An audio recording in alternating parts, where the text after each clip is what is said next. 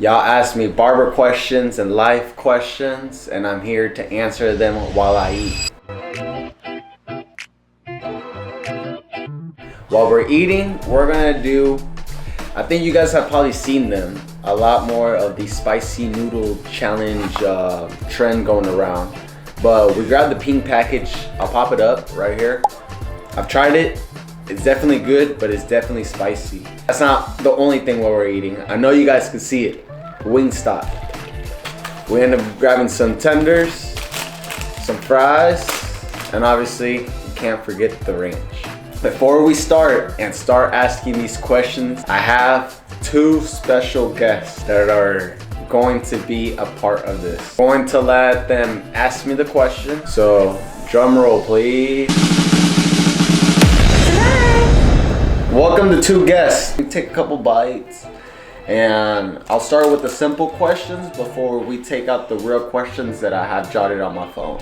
After we start taking these bites, what I'm gonna do, I'm gonna start with the simple questions first. Start with my name, age, and where I'm kind of from. So we kind of start there and then I kind of ease up more into the other questions. All right, first bite.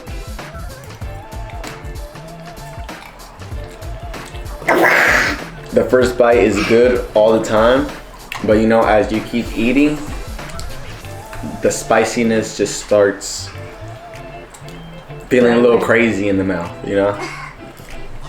Alright. Oh yeah. Oh yeah. So the first question will start off. My name. See, my name is Jay. I go on social media by the name of Jay Smooth.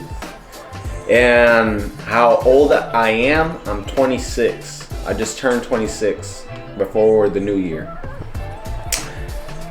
What is my city and hometown? I am originally born and raised from Lafayette, Indiana. Nothing too crazy out here, nothing too special. The only thing that we have here is just Purdue basketball. That's it. But now we'll get into a lot more of the other questions. I'm gonna let her pick a question and we'll go from there.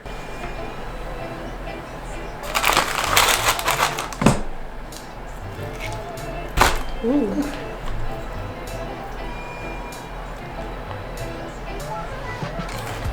Okay, first question. What would you tell your younger self starting out? Apart from keeping it from barbering, I think I would tell my younger self that you don't need validation to do what you want to do. The way I looked at myself back then was more of, for me to be a barber, I have to look like a barber. To keep it short and simple, just take the risk and do it. That's it. Okay. Let's see. This goes hand in hand. How did you know barbering was the right path for you?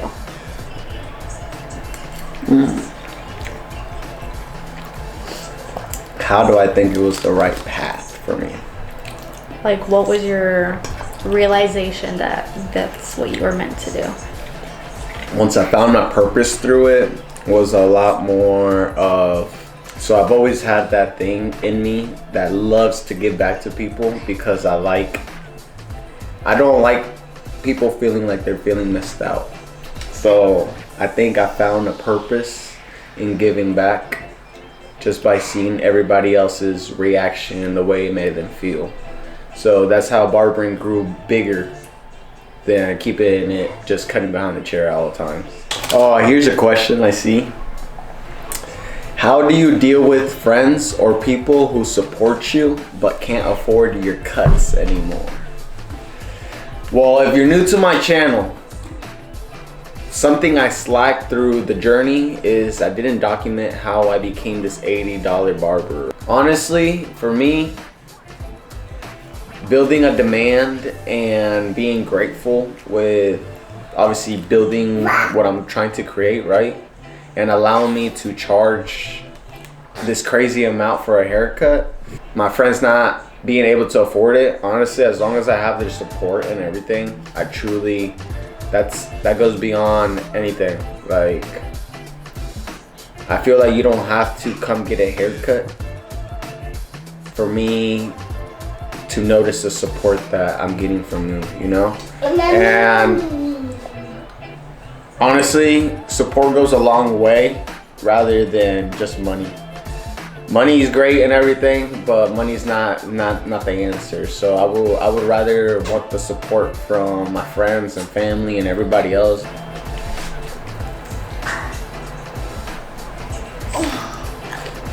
What's the hardest part of being a barber that nobody talks about?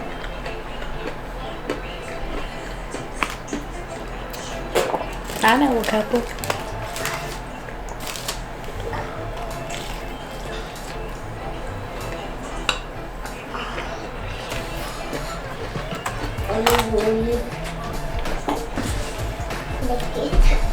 One of the hardest things that people normally don't talk about is just being mentally drained from constant interactions with a lot of people.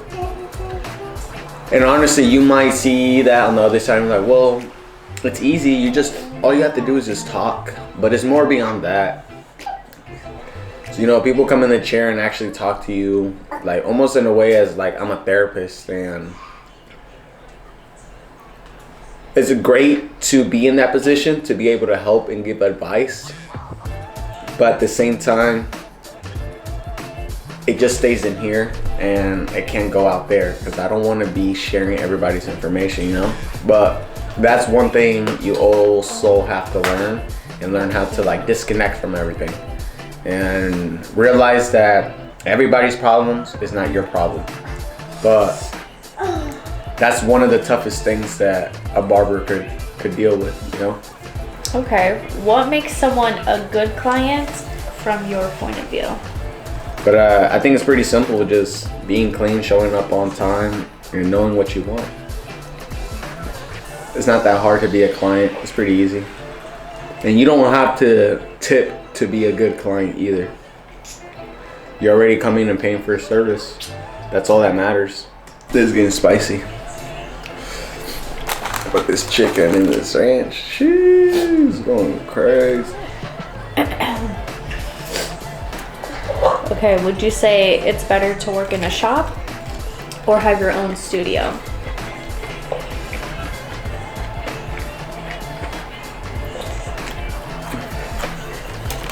The ranch is big. God, bro. Oh, hell no, man. What the fuck, man? Being in the shop, I say it's good to build your clientele and, you know, start growing yourself. And so you learn all the flaws and everything. I'm not saying that you won't mess up when you're in your own studio, but you learn it so you don't make it when you're by yourself, right?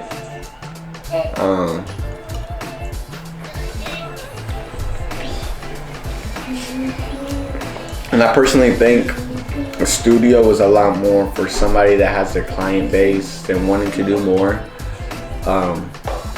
just for themselves, right? Or they're ready to kind of do just them. But at the same time, it kind of just depends.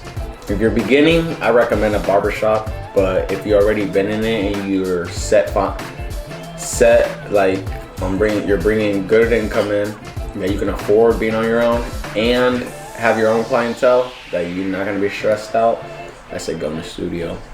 A couple more questions and we'll wrap this up. How long did it take before barbering paid your bills? I say a year. Okay. Like in that year you learn, like, you know, your first couple months probably not even making like 1,000. You're probably just, you know, building your clientele, so you're making a couple hundred. And then, you know, second, third month it picks up. You know, after that it picks up more and more. But I think to kind of see like I can pay my bills, I can enjoy myself now a little bit, I can do, you know, do a little bit more. I think I would say a full year, just so you can actually see the growth of it, instead of being like not expecting a check like when you're working a regular job. You know the amount that you will get every week and everything. It's not like that. So my timeline's a whole year, and you'll be able to tell that you can pay your bills and everything, and you won't be stressed out. It can be less too. It depends on how bad you actually want it.